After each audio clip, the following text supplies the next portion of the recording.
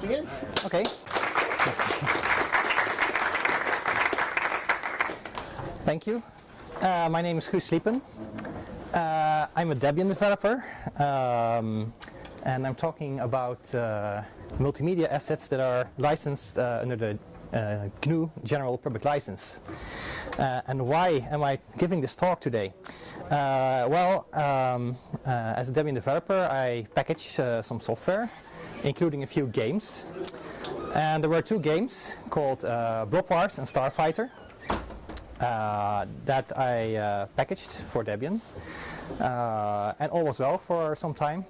And then suddenly someone found out, hey, this game, it's in the Debian main repository, so it should be all free and open source and so on. But there's some music and images that are being used in the game, and they are actually not free. And then you can talk about, oh, what is free and not free. Well, it was so bad that there was some music, for example, that explicitly had a copyright header that said all rights reserved, nothing. So you didn't have any license to spread around the music, for example. That's a big problem if you have this in a distribution, because you are spreading it around, so you're liable then. So I started working together with my wife to replace music and sound for these games from free sources. And nowadays you can get many Creative Commons licensed multimedia from like opengamearts.org. It's a nice website. But the game engines are usually written, they are licensed under the GPL. It's very common. So I thought, why not use the GPL for the multimedia as well? So in my outline of the talk, I will talk a little bit about the GPL itself, and then what do we have to think about when you GPL multimedia. I will give you an example of some GPL'ed music, and then we'll give some conclusions. But first, I will tell you why do we want to use the GPL as a license. It's very nice because it ensures first that everybody can spread around your work and they can use it freely. It's a very basic thing. Second of all, everybody is allowed to make changes and redistribute them, so they can fix bugs, they can add features, they can help out in other ways and spread out their results.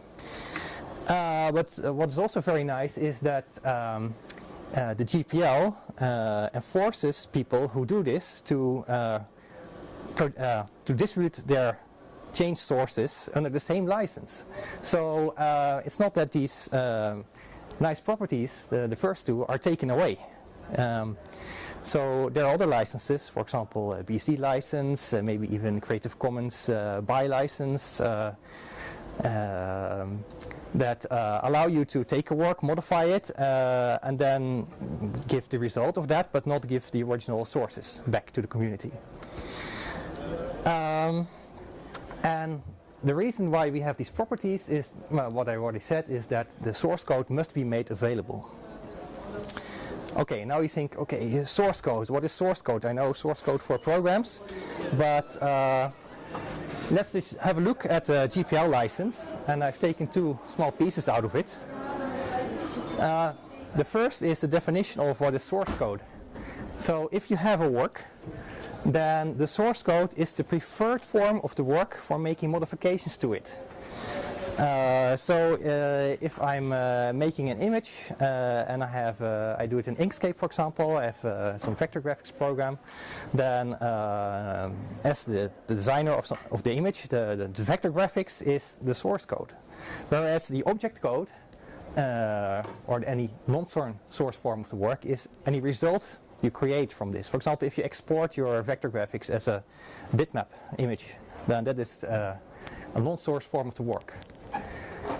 And later it says that you also have corresponding source code for work, meaning everything that you need to generate, install, run, modify the things that you do.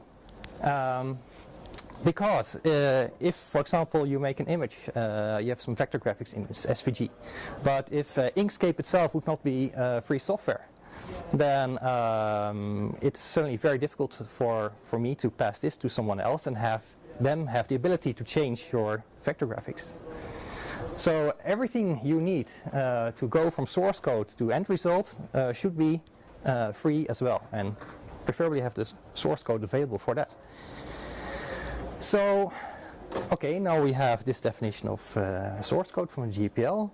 How can we apply this to multimedia?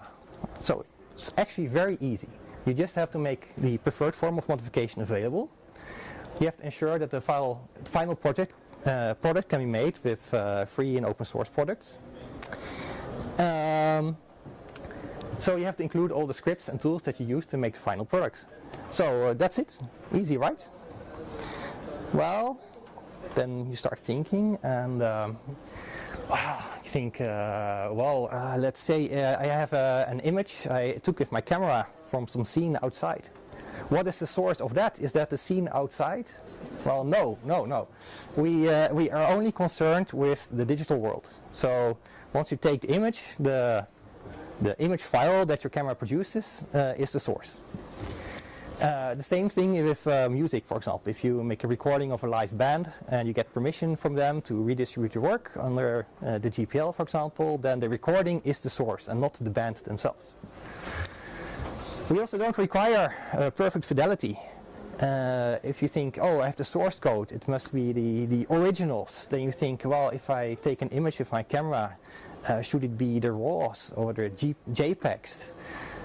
If you have music, should it be the original WAV files or maybe the FLAC compressed, lossless compressed sound? Or can I just distribute an org4bis file? Well, we don't really care that much, as long as you can still modify it in a very easy way. We also don't require the whole history. Think if you take some GPL'ed work from someone else, like they made a movie, for example, and you just want one frame from this movie because you want to use this as the backdrop for your game, for example. Do you have to include the whole movie as the source code for your game? No. It's fine to take an excerpt of a larger work. You don't have to have the whole undo history, for example, of some file, because then it would quickly become unreasonable.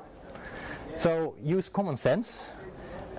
In doubt, you can look at how we do it for source code of programs, because we have so much experience with that.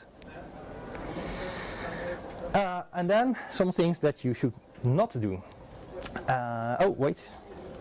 Where is that one?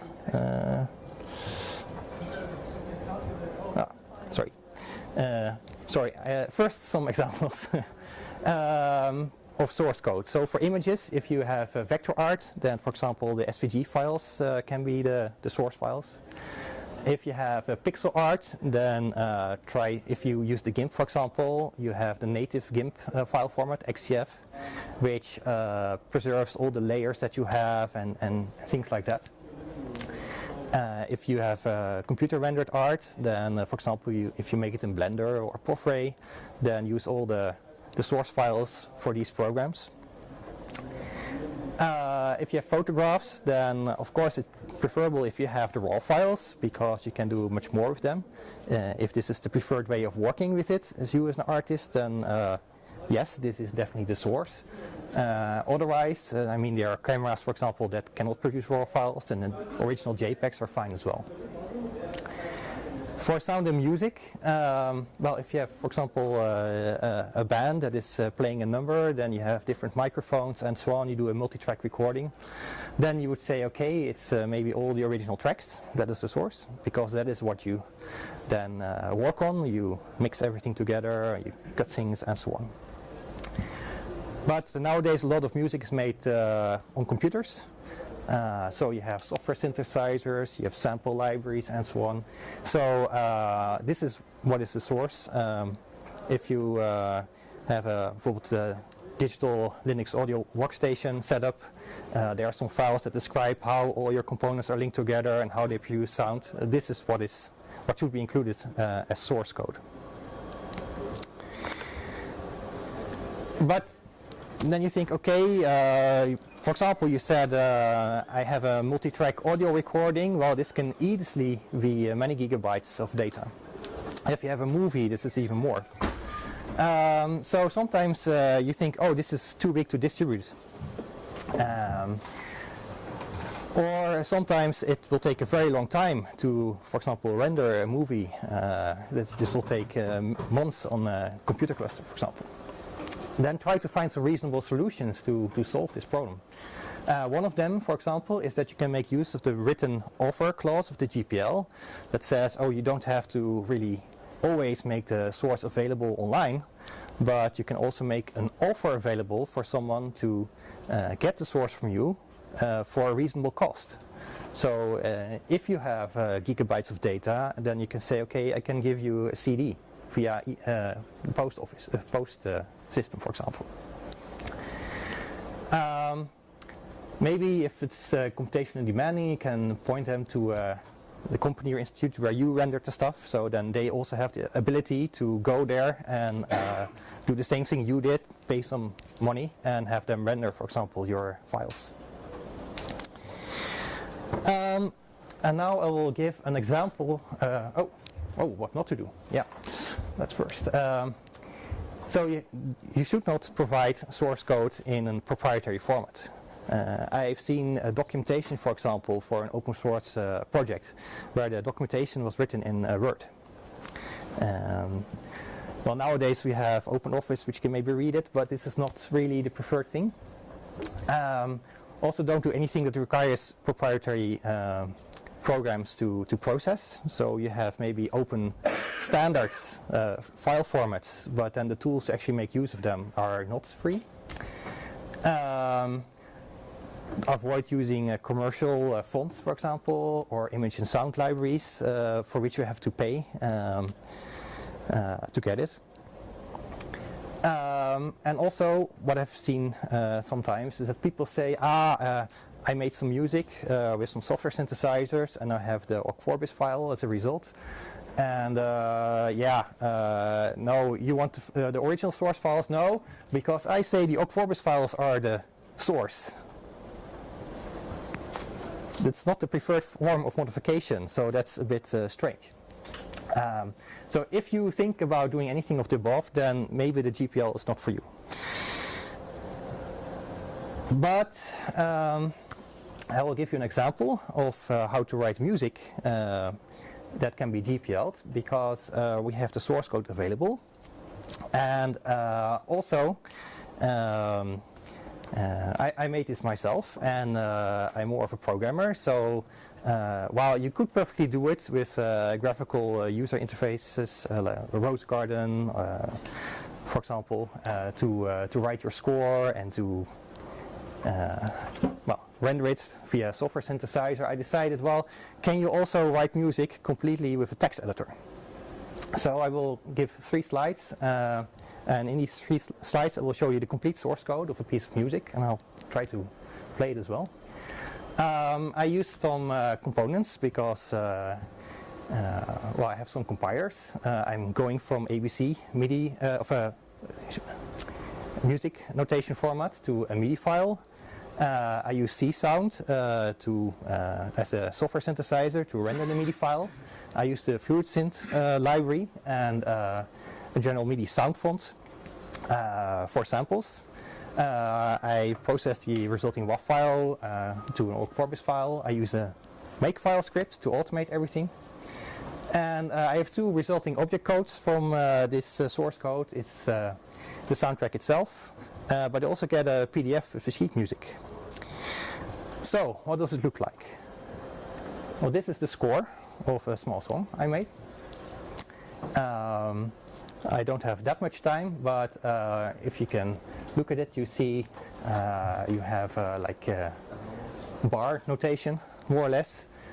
You have letters from A through G for the note, and some numbers. They are durations of notes. So this is my music notation.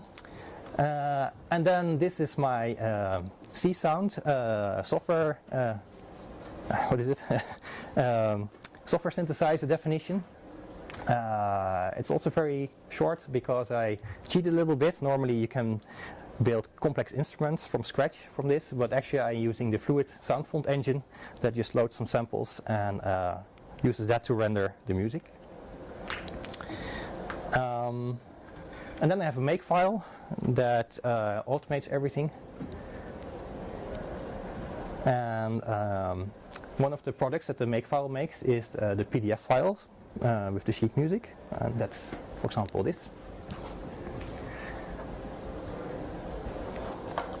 But now I will try to give a demonstration. Yeah.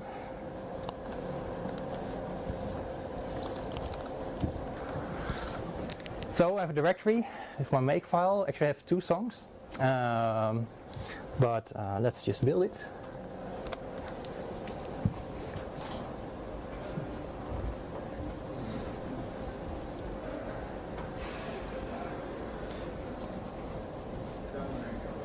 Done.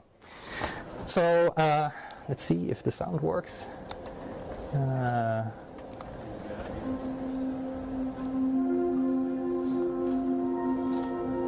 So you can follow it.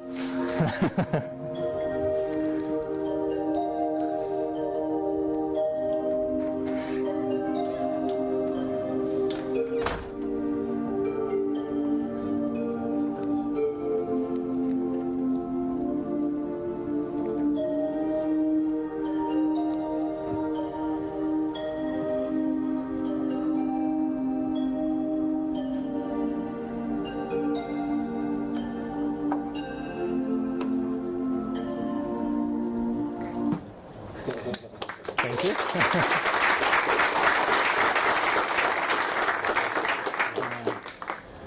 I'll play another one in the background. That's a much longer one, but unfortunately the source code of that one was too big for the slides. So this music was made for a game, space game where you fly around in a starfighter and have to shoot down the baddies. This was a nice example. Can you find more examples of this online? Well, I'm afraid I couldn't find that much, which is actually licensed under the GPL. But there is a lot of multimedia around with source code. So the Blender project, for example, organizes once in every few years. They create a movie and they make available all the sources for this movie, so you can recreate it yourself, or you can make changes to it. POV-Ray is a ray tracer. They have a gallery where people can submit their source code, and you can see the rendered image. There's a website called shadedtoys.com, I think, where people program OpenGL shaders and have that produce nice images, and everything runs in the browser. Just have a look at it. Tracker modules. So for music, that is very interesting because tracker modules are their own source code. It's basically a combination of the music score and some samples and some fixed set of rules to play it. And I guess there are many more examples. And hopefully this will inspire you to produce some GPL'ed multimedia of your own. And then I look forward to seeing it.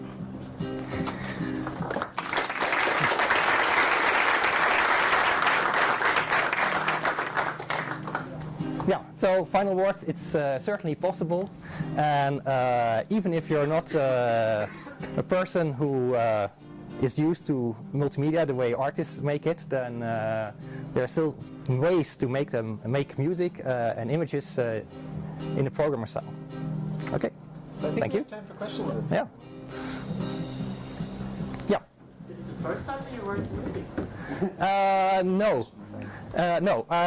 So I've been playing keyboards and piano since I was 5 years old or so.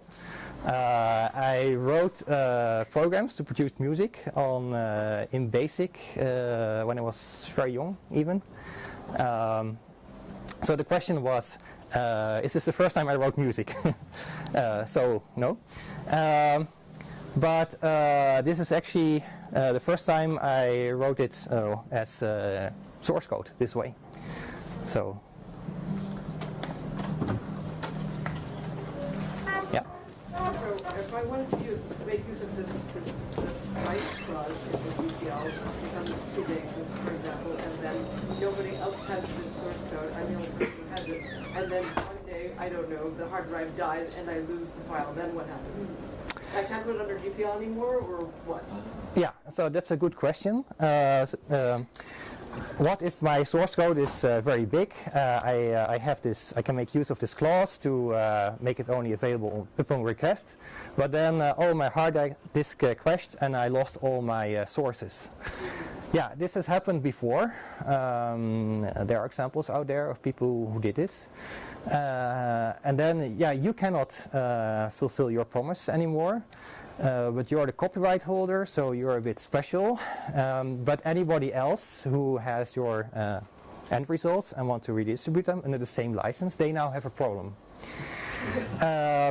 In that case, I would say, okay, go to the original author and make the result available under a different license. I mean, then it's maybe the CC BY license or maybe public domain, because then there's not much else that you can do. Yeah. So I had a question about the, is there a relationship between GPL and Creative Commons, or are they completely separate and serve two different purposes? Yeah, that's a good question. Is there a relationship between a GPL and the Creative Commons? I think, well, the GPL was very old already, but the CC BY SA license, the shared alike and attribution license, is the most similar to the GPL, and I think it is inspired by people who already know the GPL and wanted something similar in the Creative Commons. The only problem with it is that it doesn't make a distinction between source code and object code. So it's easy to make some music and publish the MP3 files under the CC BY SA license, but you cannot really modify it anymore. Maybe you can cut something or change the pitch, or that's it. But you cannot change some chords in the middle of the song, for example. Yeah. It's more related to intellectual property as such, no? The Creative Commons. If the Creative Commons licenses are more related to intellectual property, no, I wouldn't say so. At least not more or less than the GPL is. Okay. So, yeah. So if, let's say, our artists and our content creators use some proprietary tools for maybe like tile sets, they used Photoshop because they knew it and it was quicker, whatever.